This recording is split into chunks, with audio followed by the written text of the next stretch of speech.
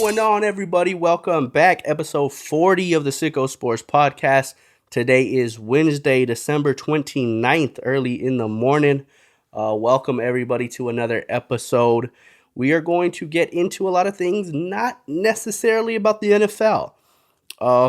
We will cover something that happened in the realm of the NFL, and I will get into that here in a second, but a lot of some MMA talk, a lot of NBA talk. So if you are an NBA fan, this is your episode today. I've been wanting to get scheduled. I've been wanting to be more routine about what days I cover what. And it looks like it makes a lot more sense to me if I cover MMA on Monday, NBA on Wednesday, and NFL on Friday. And then, of course, sprinkle in anything that happens throughout the week. If something happens on a Tuesday, I'll bring it up on a Wednesday. If something happens on a Sunday, I'll bring it up on the Monday. But it makes more sense, man. I know I cover NFL a lot. I mean, I'm almost Monday, Wednesday, Friday. There's some sort of NFL in there, so I can't promise that that's not going to be the case. I'll be able to still sprinkle in NFL topics, but I do want to hit on those major sports. Again, this is not just a football podcast. This is a podcast about MMA or combat sports in general, NFL, NBA, NCAA basketball, and football. Like, those are the sports I want to cover. It's a sports podcast, not an NFL podcast, so I want to make sure that I'm structuring it that way for you guys. So if you guys are a big fan of the NBA, like I said, today is your day. This is the episode that you've been waiting for, so I can take a deeper dive into the NBA and what I've been watching. But I'd be remiss if I didn't talk about the passing of an absolute legend in John Madden. Now, again, I'm not going to transition that into a football, an hour's worth of football talk, but it would be very irresponsible for me if I did not mention John Madden and what he meant to football in general and what kind of a legend John Madden is in the sport. John Madden, obviously, legendary coach for the Raiders. It's crazy that he passed away when he did. Nothing crazy about someone in their mid-80s passing away. Hopefully he went easy. I hope it wasn't a painful death, of course. But when somebody in their, mid to late 80s, 90s, when somebody passes away, man, they lived a long life. They lived a life that, a lot of us wish we get to that point, especially someone like John Madden. So not saddened necessarily by the loss. It's not a tragedy or some type of crazy heartbreaking like the Demaryius Thomas or the Vincent Jackson news where it's like, damn, they're still so young. They still had so many things to accomplish in this world. This is a little bit different with John Madden, right? He accomplished so much. He lived such a long life. So it's more of a celebration and a remembrance of who he was and what he did. And it's crazy that it happened because we just got reminded by it with his documentary. They just came out with a doc on, I believe it was aired on ABC. I don't know if you can catch it on ESPN Plus or where, but it was aired, pretty much the life of John Madden. And we were just reminded with that documentary about who he was and how important he is to the sport of football and to NFL specifically. A guy who was revolutionary, just absolute revolutionary in what he did as a broadcaster. More importantly, I think even more so than a coach, even though with a coach, I mean, you're talking about a guy who had 3 different Hall of Fame inductee worthy careers, right? Most people, you get inducted into a Hall of Fame for one thing specifically, whether it was your playing career or your coaching career. It's very rare when you find somebody that can be inducted into a Hall of Fame on multiple different journeys for multiple different things. And John Madden was one of those people. John Madden, you can induct him into the Hall of Fame just off of his coaching career, right? The Super Bowl in 76. You're talking about 8 division titles in 10 years. The guy was a revolutionary coach. He was the coach in the NFL at that time. And he could have made the Hall of Fame just off of his coaching status. But then you move over to his broadcast work. And I mean, he was the voice of, for a lot of people, not only the NFL and not only did he help propel the NFL into more of a mainstream, which it was already mainstream, but not only did he help propel it and give it a voice it needed, that very distinct John Madden voice, not only did he do that, but a lot of people feel like he was the best in sports all around. A lot of people felt like you couldn't find a better color commentator in any sport.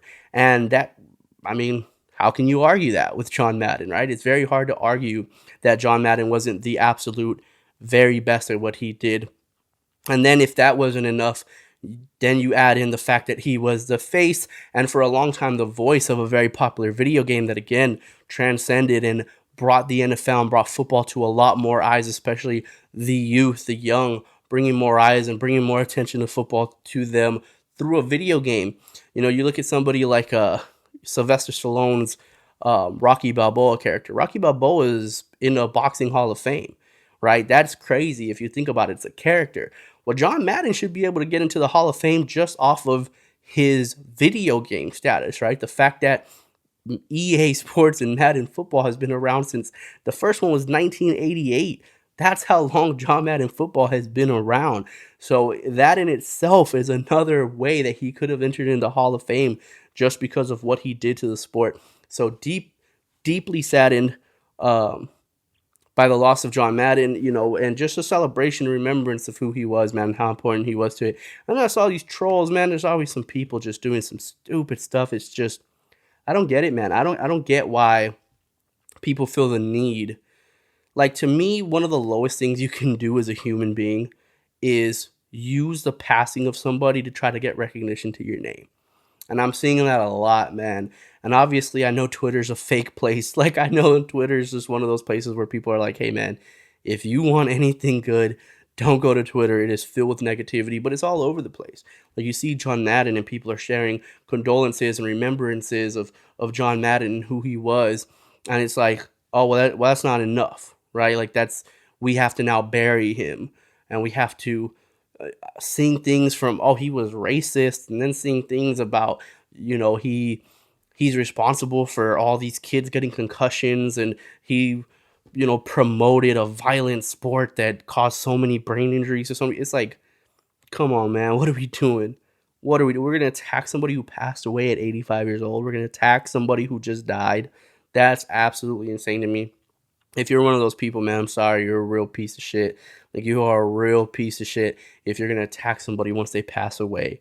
And as far as those things, like, come on, man, you think John Madden was a reason for concussions? John Madden has been live, and there's sound bites from John Madden talking about kids should not play tackle football until they're teenagers because he felt like it's not good for the development of their brain.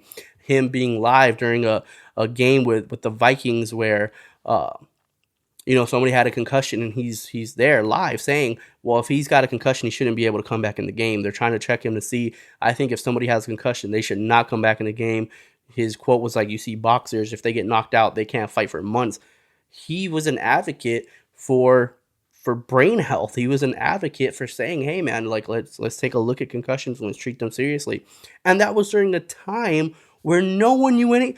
All these people that want to talk about, oh, CTE and all that stuff, that time frame, CTE wasn't even a thing, and he still made it a priority to at least talk about it and give it some light and give some shine to brain damage. So to come at him, man, it's low, really, really low level. You're just trying to get clout. I get it. Trust me, from someone who tries hard to get clout, like, that's not the way to do it, man. I'd rather not have clout than get clout that way.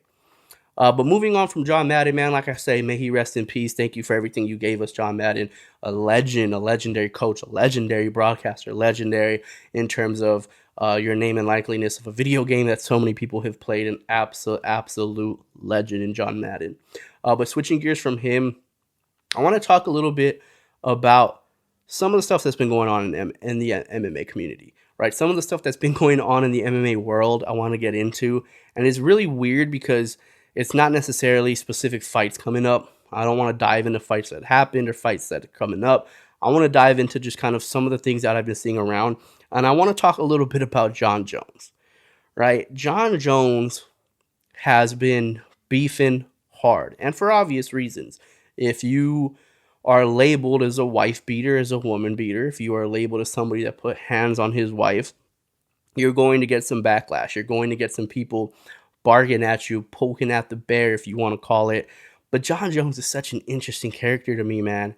And everyone's saying, you know, they really don't think Jon's going to come back, and they don't really see him fighting at the heavyweight division, even though that's kind of been his plan and what he's been saying. I disagree. I disagree greatly. I think Jon Jones is not only going to fight at heavyweight, there is a good chance Jon Jones is going to be the heavyweight champion somewhere in 2022. there's a good freaking chance, man, it's going to piss a lot of people off. If people are mad about Dana White and you had Greg Hardy in the UFC, and even though Greg Hardy lost, you still won't cut him, and you're still giving this guy chances. He's a real piece of shit. People give Dana White a lot of crap for Greg Hardy. People are going to give so much crap to Dana White about Jon Jones, especially when you consider the fact that not only has he had those issues, but the drinking issues and the cocaine issues and all the arrests and all the things that Jon Jones has really slid away from. But the reason why I say Jon Jones has a really good shot to be a champion in 2022 is because he doesn't suffer from the same things Conor McGregor, Amanda Nunes, and some of these people suffer from.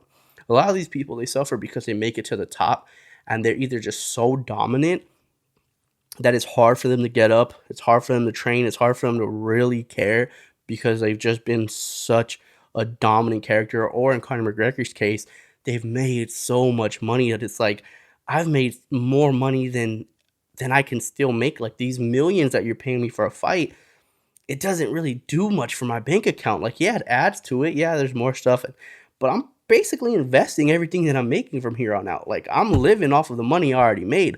So everything I make now is just more investments or continued riches. So that's where the desire and passion has to come from someone like Conor, right? Someone like Amanda Nunes, someone like Khabib, they would have had to bring passion towards, what number do I want to chase? How long do I want to have these title defenses? How many fights in a row do I want to win in order to get that type of motivation to get up in the morning and do that road work and put yourself through that type of punishment day in and day out to be the best, the punishment that requires for you to be the best.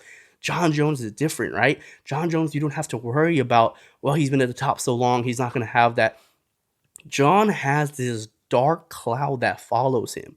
One that, yes, he puts there himself, but it adds so much fuel to the fire when people continuously call him a piece of shit. They call him a junkie. They call him he's on PEDs. He's a cheat. He does all these. He constantly puts these dark clouds around himself. Now with the whole, incident with his wife, and those dark clouds are there. Those type of situations that happen to him only leads him to try that much harder. That's only going to send him to the gym. That's the motivation for Jon to get up in the morning. Because for Jon, winning cures all. Nobody, for Jon Jones, he knows that at the end of the day, winning cures everything for him in his mind. Now, it may not be the case for the public and for most people. If they're like, hey, I hate somebody, winning only makes them hate you more. But I think it does something for Jon Jones' psyche. I think it's almost like a sacrifice. I sacrifice all these things so I can win, so I can be champion, so I can be dominant. And even though I had these issues, look at what I was still able to do. And I think Jon takes pride in that so much that that's almost like his medication, right? He doesn't get sober, even though he claims. He doesn't go to rehab. He doesn't go to jail. Instead, he wins fights.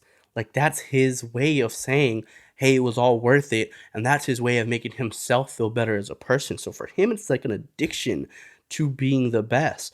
And I think that's going to lead Jon Jones to the future. I think that's going to push Jon Jones. He's not going to have to worry about being on top of the mountain and having all the riches, because he's not broke. But that's not his fuel. Money isn't his fuel at this point. Being dominant isn't his fuel at this point. Chasing a number, chasing an undefeated number, chasing a consecutive title defense number, that's not his motivation. If it was, he would have stayed at light heavyweight and he would have been more active. That's not his motivation. His motivation is, how do I soothe my soul? How do I make myself feel better about the things I've done, things that I've said, the way people view me? How do I make myself feel better? And it's through winning. And I think that's what Jon Jones does. That's why Jon Jones is going to have that fire regardless of the money, regardless of the record, regardless of how long he stays unbeaten.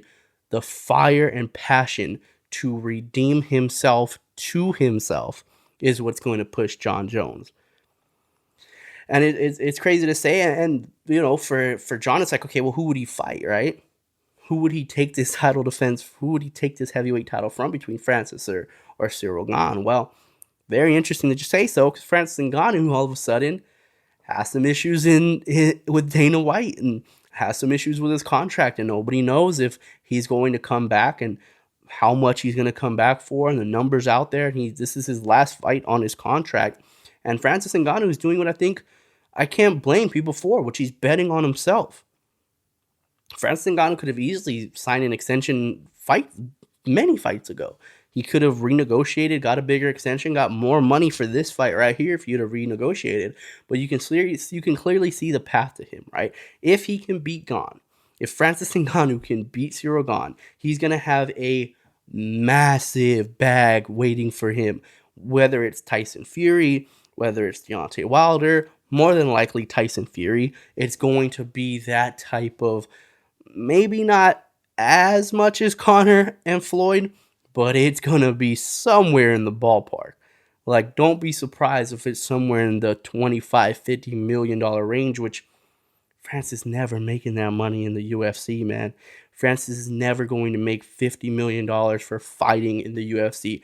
Maybe on sponsorships, maybe commercials, movies. He would have to use the UFC, which Conor McGregor did. Use the UFC to propel yourself into a financial status outside of the UFC, and that's the issue that the UFC is having. How do they get guys to be rich here? Tyson Fury doesn't have to do any movies. Tyson Fury doesn't have to do any commercials. Floyd Mayweather doesn't have to. Floyd Mayweather has lost so much money on I'm sorry, not advertising, but he's lost so much money on investments, whether it's his strip clubs or anything that he's tried to do. Floyd Mayweather has lost so much money on investments, but it doesn't matter. His money gets made in the ring. That's the issue for UFC fighters. Their money is not being made in the ring. Now, it's not chump change. When I say their money, I'm talking about a professional athlete that is known by millions and millions of people, right? That's what I'm referring to. Compared to me, they're making so much money inside of that octagon. But I'm talking about outside. I'm talking about in terms of being a high recognizable athlete, professional athlete. They're not making that much money. So when it comes to Francis, like, how can you blame him? How can you blame him if his thought process is, I'm going to beat Cyril Gane, I'm going to go on and fight Tyson Fury. Whether I lose or not is almost irrelevant. I'm going to fight him. If I can get somewhere around $50 million, who's going to say no to that? And then I'll come back to the UFC. Conor set the path. He paved the way. He created the blueprint for how to do this thing. He created it. All you have to do is stay out of the trouble that Conor that got into, right? You just have to not let the money, and especially the alcohol and the women, and I don't want to drag Conor's name, but you don't want that stuff to take a part to your life and affect you negatively in terms of performance back in the octagon the way it did to Conor. So if Francis can say, hey, man, I'm going to win this, go on, fight Tyson Fury, whatever happens in that fight happens. Even if I get knocked out in the second round, oh, well, I get the bag, and then I come back to the UFC and try to do my thing still in this round, because that's where I'm ultimately going to have the long-lasting career, even though I could go and grab a big paycheck in boxing. You can't blame him for that. You can't blame him for that at all. And even if he loses, right? Even if he fights Cyril Gane and loses that fight, there's still a possibility that he can go out and fight and still box Tyson Fury. It's not like Conor was this undefeated champion. It's not like Conor was just, even now, Conor can still get a boxing match, and he's lost how many fights in a row now? Once you have that name, Jake Paul showing you right now, once you have that recognizable name, people want to tune in because they want to see you either kick someone's ass or see you get your ass kicked. But it doesn't really matter because it's your name that's driving the price, not your skill at that point. So really interesting to see if he's going to be the person to make that next leap. Obviously, I'm not including Tyron Woodley. If Tyron Woodley got paid, great for him, but definitely a different breed, right? Tyron Woodley didn't move over to boxing because he wanted to go and chase a paycheck that he, wasn't going to get in the UFC. Like, he got cut from the UFC, had no other option. This was the best option for him, was to fight Jake Paul. So very different from Francis Ngannou. Francis Ngannou is more on the Conor McGregor path, and I hope he does it, man. I really hope he can do so. I really want to see him get paid, make a big paycheck, and I hope that path stays the same unless the UFC finds a different business model, finds a different way to get guys like Francis Ngannou and these dudes paid at a level where they don't need to seek anything else, where they don't need to seek a different sport you know, obviously if they want to seek movies and commercials and all these different advertisers and sponsorships, and that's obviously different. But seeking an entirely different sport, the UFC would have to figure out a way to not get them to do that. And speaking of guys who are, you know, done with the UFC and we're going to see them compete now, Diego Sanchez, Rashad Evans, two guys fighting in Eagle FC in March. Rashad Evans, I'm not 100% sure, man, to be honest, who his opponent is.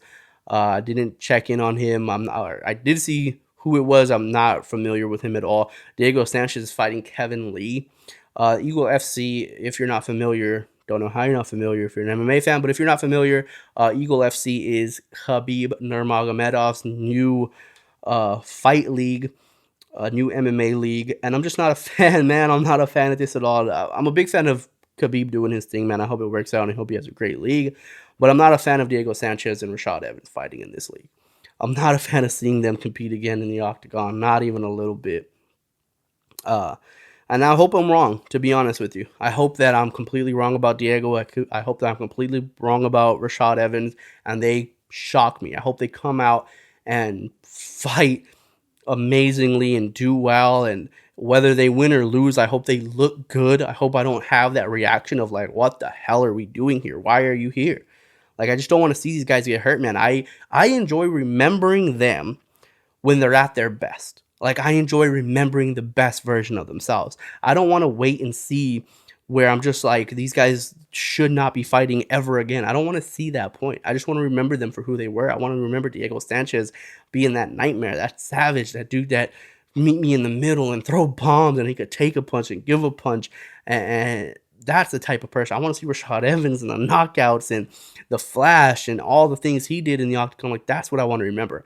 I don't want to remember the flabby, slower, weak-chinned version of, like, I don't want to see it, man. It's just age has caught up to them, and I don't want to see them get hurt. I really don't. I'm not looking forward to it, because when has it worked out, man? When have you seen guys leave the UFC because they were forced out of retirement, and then it worked out for them?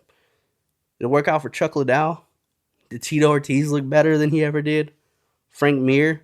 Tyron Woodley, Ben Askren, did these guys have some success outside of the UFC?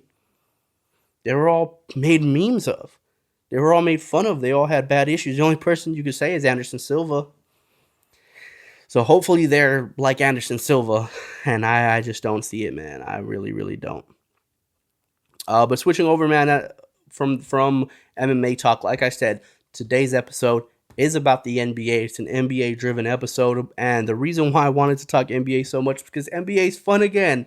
Woo! NBA is fun again. Can you believe it? I have not seen a fun NBA. When I say NBA is fun, man, I mean for very specific reasons, right? Between Zion Williamson, Ben Simmons, the Kyrie Irving, all those controversies, and then having teams that are good, having teams that you expect to be great, maybe not looking like the world beaters. Lakers, Nets, these are two teams that have on paper these incredible all-stars and just notable names, but that age is catching up to those guys, and they're not leading either conference. The Lakers are not looking good.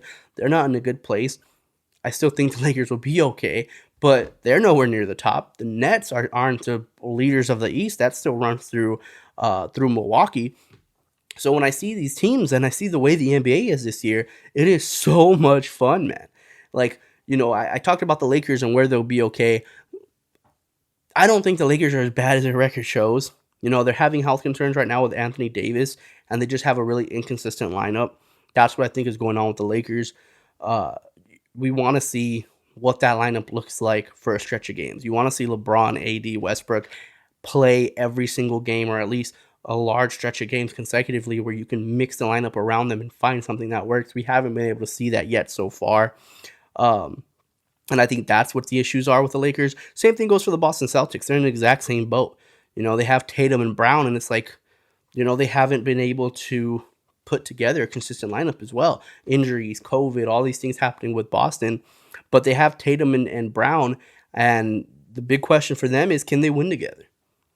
They went to the Eastern Conference Finals in the bubble. I get that. But when you look at them, there's still something missing. And I don't know if they can add it at this point. I don't know if the thing that they're missing they need to add. they might have to move one of those two guys, and it would obviously be Jaylen Brown at this time. But they would have to move somebody, right? Because you look at them, you're like, man, how much better would they be instead of Jaylen Brown if they had a dominant big man or a true floor general? Those are two things that you can give them that impact them greatly. Having Jason Tatum and Jaylen Brown play one-on-one, taking turns is not going to be the answer. They need a true floor general out there. And Dennis Schroeder, obviously, he's been out a few games. He hasn't had a full, he hasn't really been able to have that work. Like I said, they're struggling from the same issues that the Lakers are. But he's not that true floor general. He's just not. And they would benefit a lot if they had it. A Kyle Lowry, Mike Conley, one of those type of guys that can really run this offense, that can pick and choose where and when Tatum's going to get his points, pick and choose where and when Jaylen Brown's going to get his points.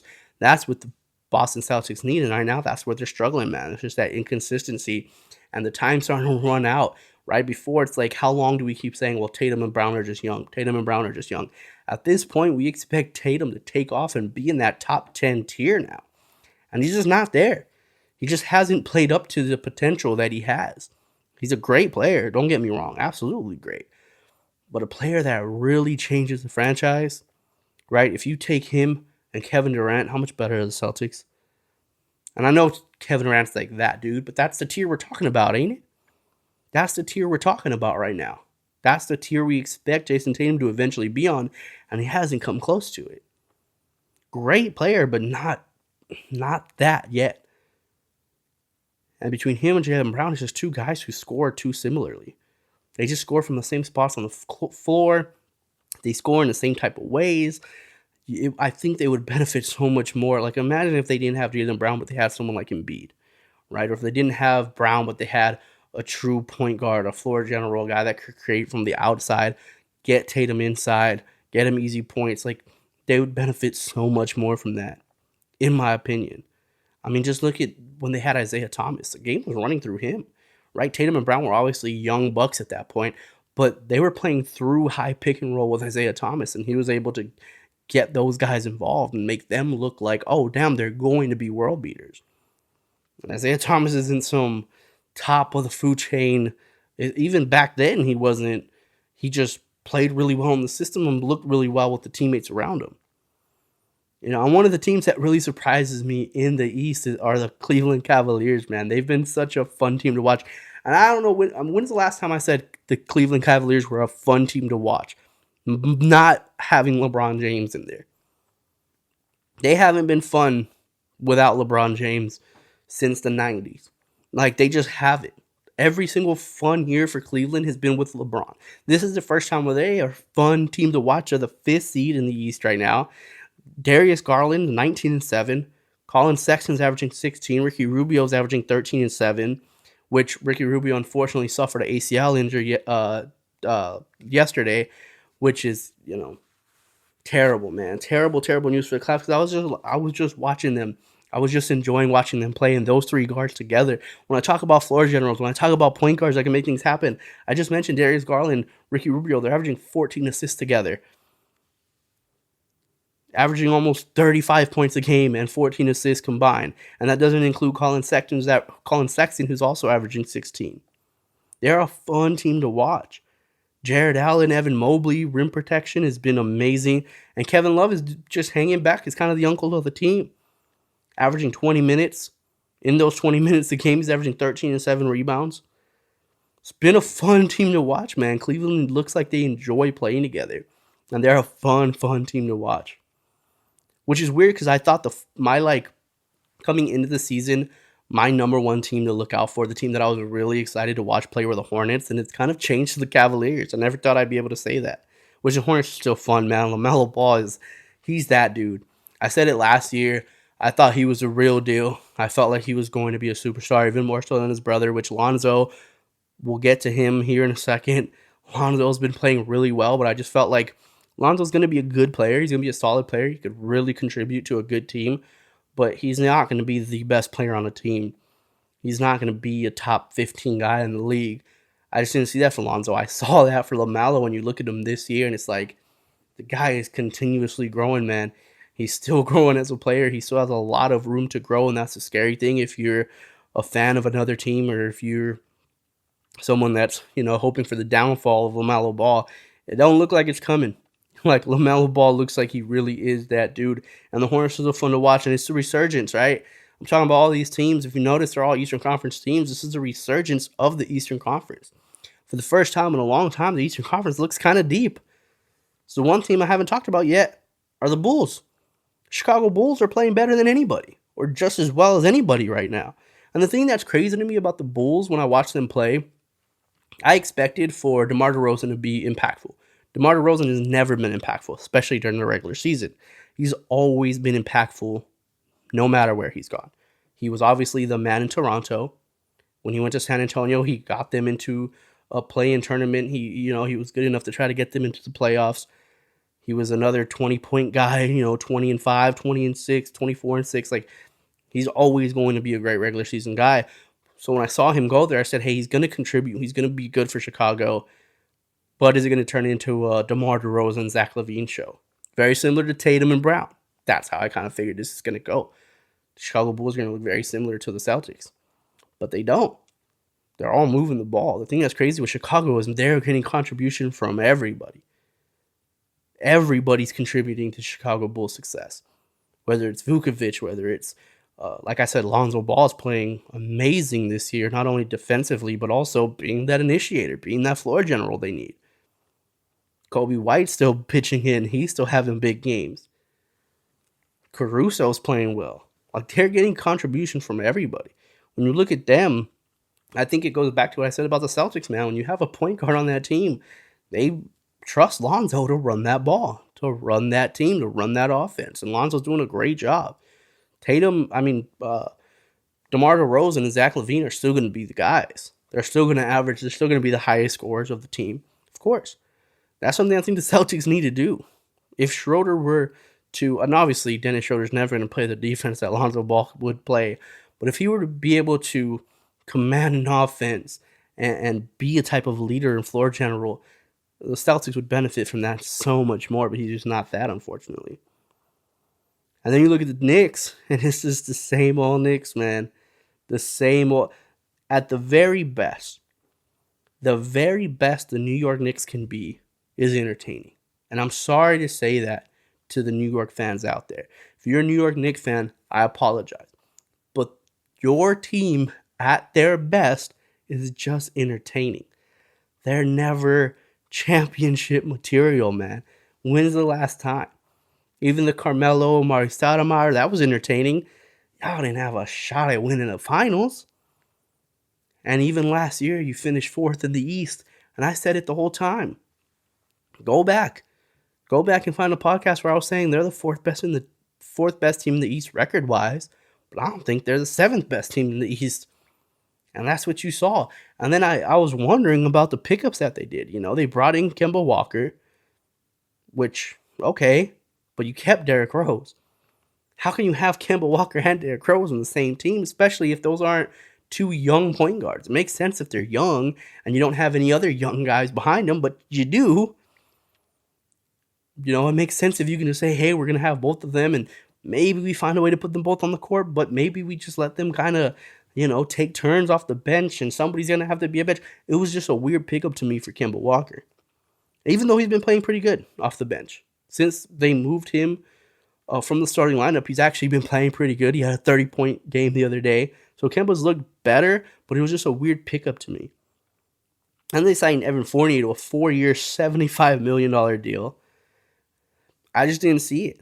I just didn't see what Evan Fournier did for Boston or for the whole season last year, even before he was with Boston. I didn't see what Evan Fournier did that would garnish that type of interest. He can score, but he's a streaky scorer. Some games it's like, where did he go? Some games he shoots poorly. He's not looking good. And in some games he's looking, like that Evan Fournier we saw in the Olympics. But he's just so inconsistent with his offense. You can't give somebody $75 million over 4 years for inconsistency. And you say, okay, at the end of the day, did it pay off or not? Well, points per game, assists are both down from last year. Less points per game and less assists than he had last year. So it obviously didn't pay off. Not a terrible player, but it's just weird because like you should be moving into the, like, if you're a 4 seed and you spend money, if you add guys into your team, the only place you should be going to is title contention. If you pay somebody $75 million over 4 years and you pay also what they're paying Kemba Walker, you expect that to bring you to title contention. At the very best, it just keeps you at number 4. At the very best, and they're not even there now. Like I said, the Cleveland Cavaliers are playing better ball than them. The Hornets have a better record than them. There's so many teams that have better records than them right now. And I just didn't understand the pickups. I didn't understand what Kemba Walker did for this team. I didn't understand what Evan Fournier did to this team. Besides remain them interesting, keeps you interesting.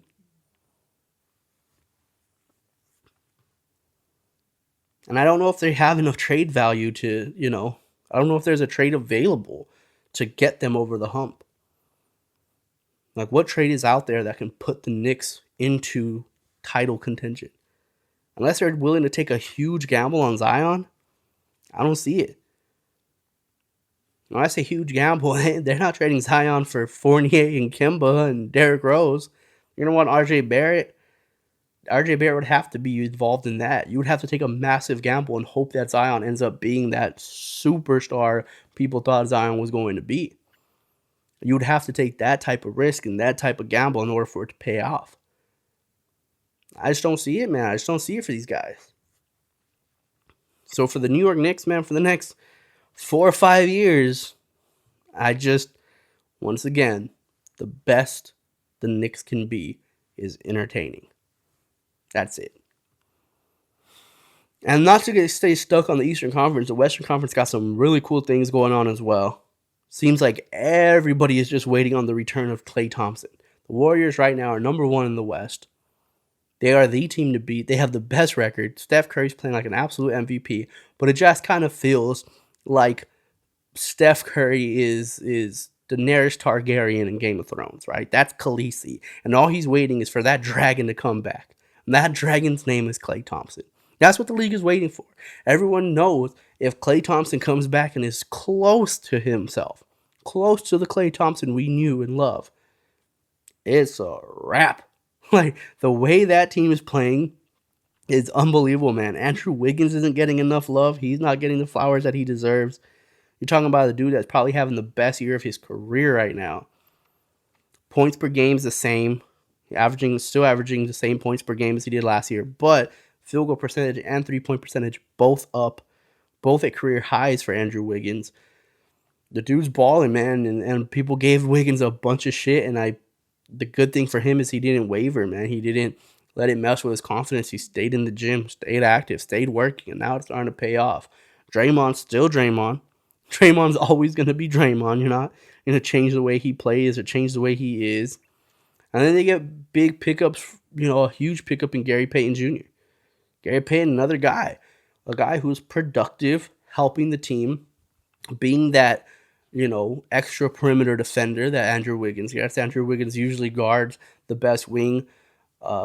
Payton Jr. guards the best guard on the team, and he's been a super big value to them on a minimum contract. He's not making much. He's not making much of anything, and he's a big contributor, and that's what pushes teams over the top. Not when you pay Evan Fournier $75 million, when you are able to get key contribution from guys that you're not paying. That's when you know, like, oh, damn, we're going to be a really good team. And with all that being said, Suns and Jazz stay on track, with the way the last few years have gone. Phoenix Suns still look like they're going to be a tough team to beat. It's going to be tough for a team to go into Phoenix and be able to beat them at home. And that's what you're going to have to do if they keep that second seed. It's going to be tough. Or go to first. It's not like they're, I think they're only a game and a half behind the Warriors right now. It's going to be tough to beat them at home. It's tough to imagine a team beating the Suns 4 times out of 7 right now. Utah still stays on track. Now, all while that's going on, John Morant is having an MVP-like season.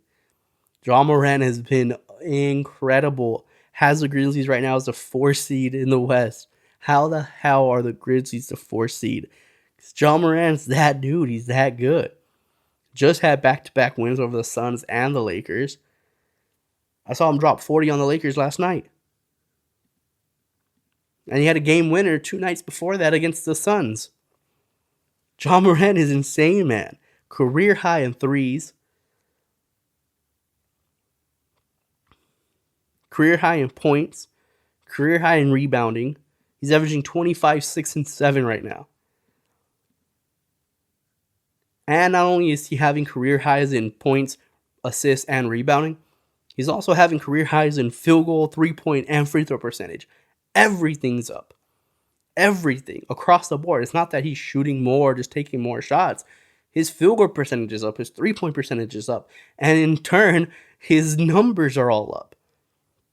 So it's not because he's just dominating the ball and nobody else gets to rock. He's doing everything better than he's ever done it.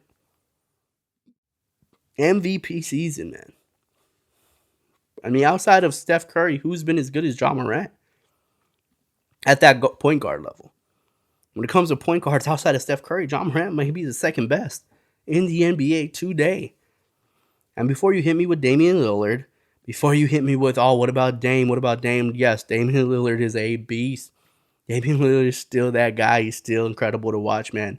But unfortunately for Damian Lillard, fewest points per game since 2014, right, which is at 24. And worst shooting percentage of his entire career, which is at 40% now. So you have one guy who's at a career worst, and another guy who's at a career best in John Morant. John Morant is the second best point guard in the league behind Stephen Curry. And then you look at other teams like the Nuggets, man, I just feel bad for the Denver Nuggets. They can't catch a freaking break. Michael Porter Jr. again out for the season. They signed him to a 5-year, $207 million max extension, and now he's out for the season with a back injury. Jamal Murray still needs to come back from injury. Like, the Nuggets just can't catch a break. They have it. They have the roster. They're right there. Jokic is as good as anybody. Jokic was the MVP last year for a reason. For an absolute reason. Jokic is the best big man in the league. The things he can do. When you add Jamal Murray to it, if you can get a healthy Michael Porter Jr., which was a weird signing, right? Michael Porter Jr. is almost kind of one of those, like, man, we don't want to let him go. We don't want to trade him. But we also, it's like, how do you give somebody $207 million that hasn't played much? It's his second season-ending injury. It's going to be tough, man, to see what they do moving forward and if Michael Porter Jr. can ever give them what they want from him. Because when you add those three guys into it, when you have a healthy Jamal Murray, a healthy Michael Porter Jr., and the MVP of the league in Nikola Jokic, they can beat anybody. They can be the best team in the NBA. They can be the Phoenix Suns were last year. They can be right there with their style of play and the guys that they have. Easily. But they just can't catch a break, man. You see that from time to time. Some teams where it's just like they're ready. They're ready to take off. They're ready to do their thing. And for whatever reason, it's like, damn, man, they can't stay away from the injury bug. And this year is going to be even harder because not only do you have to deal with injuries, I'm sure you're going to have to keep dealing with COVID. How many games is Jokic going to miss, when he gets COVID or when he gets put in the COVID protocols? How is that going to affect him? How is that going to happen? But the NBA's been great. It's been fun to watch. My Spurs are terrible, but they're moving up. They had a couple wins in a row. They've moved from the bottom to, I think right now they're in like 9th or 10th. They would be in the play-in tournament. There's a few games outside of that A seed. So the Spurs are playing better. Pop's going to get them to do what they do. DeJounte Murray is an all-star. He's probably going to be an all-star this year. I'm glad they didn't trade for Ben Simmons. I was interested to see what happened with Ben Simmons, who's another case where it's just like you can't devalue yourself and you can't have the team devalue you.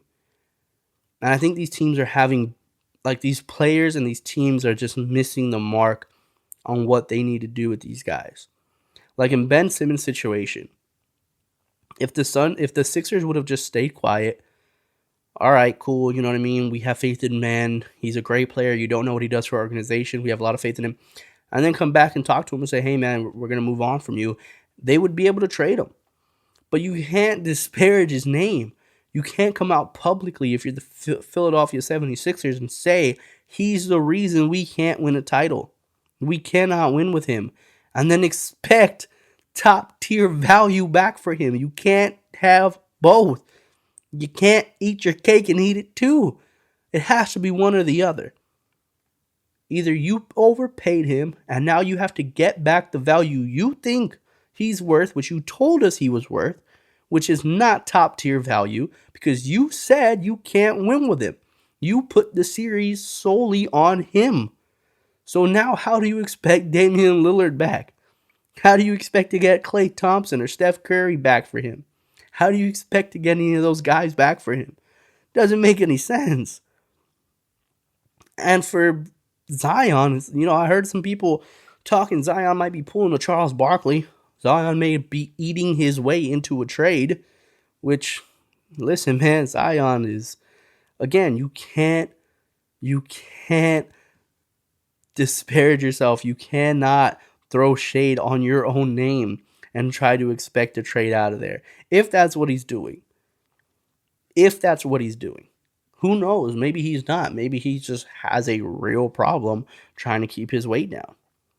Maybe he just has a real problem not eating so much during the offseason. It just might be a huge problem for him. Or maybe he is trying to get traded, but again, your value, they're not going to let you go for anything less than those type of top tier value. They're not going to move you for that. And when you see Zion, man, it's just like how many months are going to go by? I know it was a foot injury, and then he had complications, and he re-injured the foot, and he's not back 100%. Well, yeah, if you're over 300 pounds, your foot's not going to be right. It's a lot of weight. He has to get down. That was the whole point of discussion when he came into the league. Is he too heavy for the type of play that he plays? He's an explosive, athletic freak. You can't be that and weigh over 300 pounds. Unless your name's Shaquille O'Neal. Shaquille O'Neal wasn't playing from the outside in. Shaquille O'Neal wasn't dribble drives. He wasn't trying to fly through the lane. He was just back you down, dunk on your head. And Zion's not 7'2". Guys that just are decreasing their value. Ben Simmons, you want to get traded? Cool. The best case scenario for you to get traded was to play. To play this season, to show teams I'm still a leader. I can still be a professional and handle my business. I'm going to come out here and look good and now get teams to offer something of value to get me out of here. But he didn't do that. Instead, he's refusing to play. All right. How's that going to go for you? And for the Sixers, dude, it's like at some point, when are you going to trade? When are you going to pull the trigger on somebody? Because he's decreasing. He's decreasing value. You had options. You had abilities. Could have got DeJounte Murray, right? I really think they could have just offered him and DeJounte Murray in a trade, and they could have got that done. They could have even got some stuff. From my understanding, it wasn't enough. From my understanding, they didn't think the Spurs had enough to get Ben Simmons. All right. So then what do you want for Ben Simmons? Because now what's the best case scenario for a Ben Simmons trade? De'Aaron Fox? You wanted Damian Lillard, you wanted Klay Thompson, you wanted Steph Curry, and now you're at De'Aaron Fox. How long are we going to let this last until you pull the trigger and say, let's just get something back, man. Let's cut our losses and let's keep trying to build with Joel Embiid, in my opinion, man, golly, I know Jokic is the best big man in the league, but Joel Embiid is not far behind. Not including Giannis. Giannis, I think, is the best big man by far, if you consider big men. So I guess I'll say center, right? Joel Embiid is the second best center. Joel Embiid is one of those guys where you're just like, it's unguardable. When he's in the post and he's doing his thing, the amount of moves that he has, people don't realize how many moves Joel Embiid really has. Shaq always said, you have your go-to move, you have your counter move. If you have that, you're good. All right, you have your back down, your baby hook, and then you have your fake, come back over from the left shoulder, come back over to the right shoulder. Right, you have your great move, your unstoppable move, and you have a counter move that's just as good. That makes you a great post player. Joel Embiid has a lot of moves. He's hitting this little leaning fadeaway. He swings through the middle of the lane and kind of free throw line, falling away jump shot. I saw him hit it multiple times the other day. The dude can still put up 40 points on anybody at every given night. He just needs some help. And unfortunately for him, he's on a team with two of the worst contracts in the league with Tobias Harris and Ben Simmons. He needs some help. When are you going to pull the trigger, eat your losses, and keep trying to build? How long are you going to wait I mean, what's the end goal here? Are we just trying to force Ben Simmons to play by any means necessary? Like, we're just going to force him to play the game? And for Zion, golly, man, get into shape. Get your ass into shape. Go in, ball out, improve the way people think you're going to improve. And then if you want to trade, then you can demand it. And then you add value to where they will be able to trade you. I'm not going to trade you for anybody. I talked about the Knicks. You can get yourself to New York. But you have to play well enough to where the Knicks are like, okay, we'll give up RJ Barrett and whatever else you need for him. If we can pair him up with whoever else we want to pair him up, or him and RJ Barrett, we'll give you round one, we'll give you this piece and that piece and whatever the hell you want for him, but you got to play your way into that value.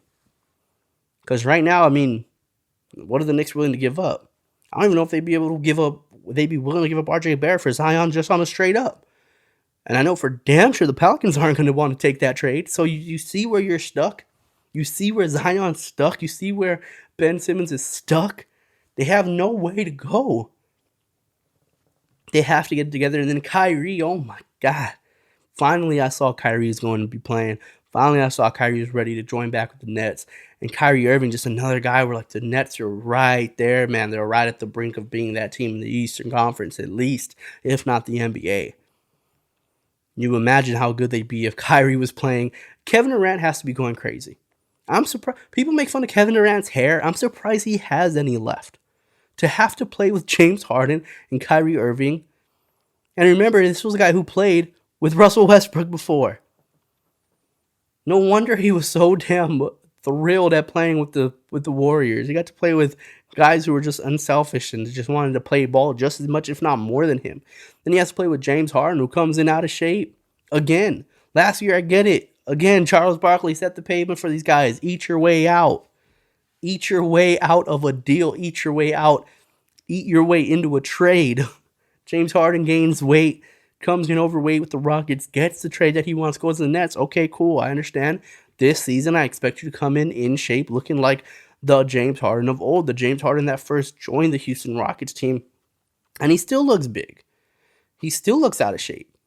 A baller, right? James Harden is very different from Zion. Like, he doesn't need to be at this, rip stage, this, chisel body. He doesn't have to do that because he doesn't rely solely on athleticism.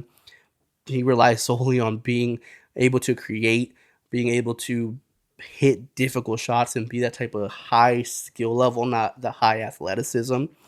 But another guy where it's just like, dude, you're playing this thin line, man. You're playing on this really thin line of possibly getting injured. When you carry more weight, your injury percentage, right? The odds of you getting injured increase dramatically the more weight you carry. And if you're KD, you're probably like, dude, I can't have you get hurt, especially when we have Kyrie Irving who refuses to play basketball.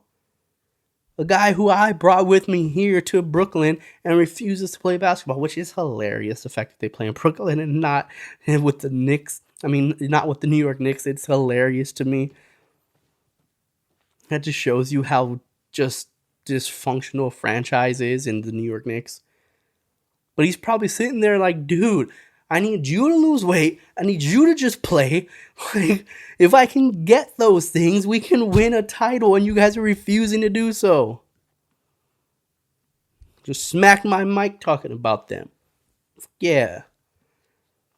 But if you can just do those things, we can establish this. We can be the team to beat. We can win a championship. I can get away from that whole I needed Steph Curry to win a title thing if I can get you guys to just lose weight and come and play.